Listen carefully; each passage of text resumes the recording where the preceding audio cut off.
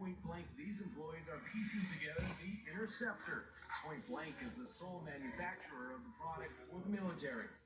I feel very, very happy and proud as Americans that our troops are over there serving for us and they're carrying our vests, our garment. So I feel very happy about it. That's the story Point Blank once told. But there are stories here at its Oakland Park factory that it wants to keep quiet. There were stories of the owner, David Brooks, come through the factory from time to time and sort of run these tirades. Workers being told that he would come up to them and saying, "Oh, you smell so bad, why don't you go home and take a bath?" He came in once where I had to escort him out of the plant. He screamed at me across the curb and started fire all the I hadn't heard that word used, and I went to college in the South. I've been used 30 years. The people making Brooks' Best are skilled workers.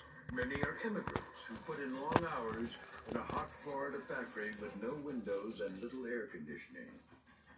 We called the Point Blank factory South Florida's most notorious sweatshop.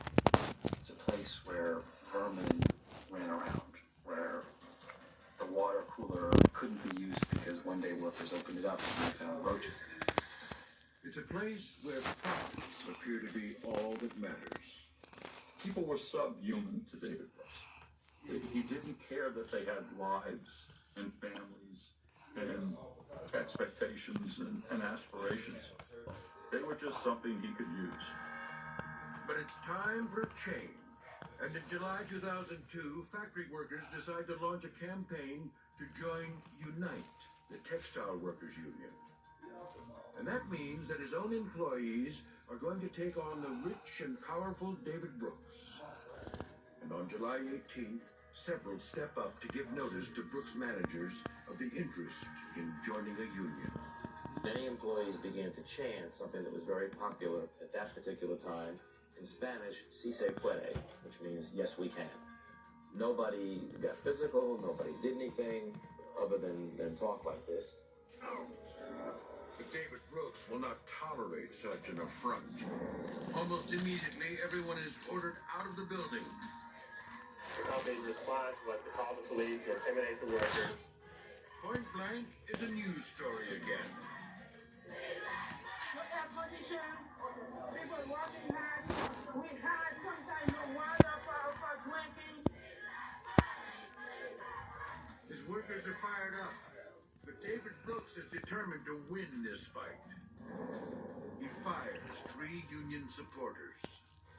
The reason companies do this is purely for intimidation. If you get the leaders and you get the people who are speaking up, then you scare everybody else. But Brooks' scare tactics fail, and the strike is on. Every day for 6 months, there were 100 to 150 people showing up, picket line duty. Brooks threatens to close the plant, slaps the union with a lawsuit, and hires replacement workers. He will not negotiate. Instead, he goes shopping.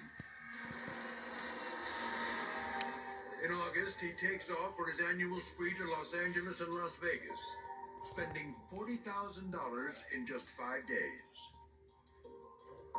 As he strolls through Prada and Gucci, the plight of immigrant workers may be the last thing on David Brooks' mind. His shopping trip reflects his arrogance, but it will come back to bite him. At the union's New York headquarters, researchers are digging deep into his finances, finding information that will be the beginning of Brooks' end. We had reams of material to look through in the forms of annual reports, quarterly reports, proxy statements. And we started to notice some things that struck us as odd. For example, Point Blank is renting its factory building, paying more than $9 a square foot. That's double the going rate. And highly unusual, given Brooks' history of browbeating Colonel McGee over every cent. And who is the property owner getting this inflated price? Carrie Brooks, David's wife.